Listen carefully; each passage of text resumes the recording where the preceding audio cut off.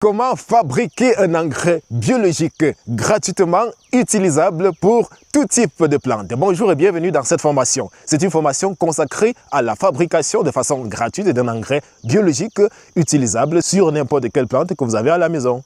C'est une formation axée sur 4 grands modules, à savoir le premier module est consacré à l'importance liée à l'utilisation d'un engrais biologique comme celui que nous allons utiliser tout à l'heure. Le deuxième module est consacré à l'ensemble des éléments et des ingrédients à disposer pour la fabrication, bien évidemment, de cet engrais. Le troisième module est consacré effectivement aux étapes de fabrication de cet engrais biologique. Et en dernier ressort, nous aurons le point numéro 4 qui est justement consacré à l'utilisation. Comment utiliser cet engrais une fois l'avoir fabriqué? La réponse est dans cette vidéo. Installez-vous confortablement et bienvenue. Une fois de plus, bonjour et bienvenue. Donc, comme tout le monde est pressé de découvrir les secrets, nous allons tout d'abord sauter le module 1 qui est consacré aux avantages. Donc, nous allons directement entrer dans le vif du sujet en vous présentant le matériel et les étapes de production d'un engrais biologique. Et bien à la fin, on va tout simplement donner les avantages. Ça permettra à beaucoup qui sont pressés de gagner en temps. Voilà. Pour le faire donc, voici l'ensemble du matériel et d'ingrédients à disposer. Nous aurons besoin tout d'abord d'un récipient contenant de l'eau. Donc ici, nous avons choisi une bassine d'environ 60 à 70 litres.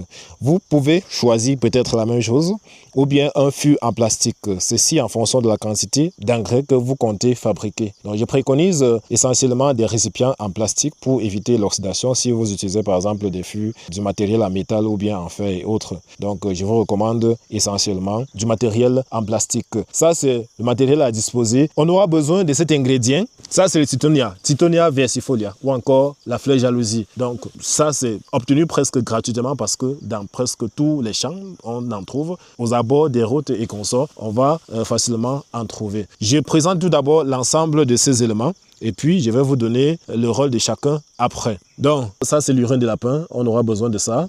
Voici le fruit de la passion. Voilà les fientes. Voilà un peu de terre et ça c'est la fougère. Le premier élément, le Tithonia. Le Tithonia a un effet fongicide et insecticide. Donc, pourquoi utiliser le Tithonia ou bien la fleur jalousie dans notre engrais? Tout simplement parce qu'il a un effet de fongicide et l'effet d'insecticide. Donc, lorsque nous allons utiliser, il va tout simplement permettre d'éradiquer les mauvais champignons et les insectes pouvant inhiber la croissance de nos plantes. Le deuxième ingrédient étant l'urine de lapin. Vous pouvez utiliser l'urine de lapin ou encore l'urine humaine. Ça dépend de vous. Et ça, c'est l'urine de lapin qu'on a très bien fermenté. Donc, l'urine de lapin sera là justement pour apporter de l'azote dans notre engrais. À côté là, nous avons le fruit de la passion. Pourquoi le fruit de la passion? Tout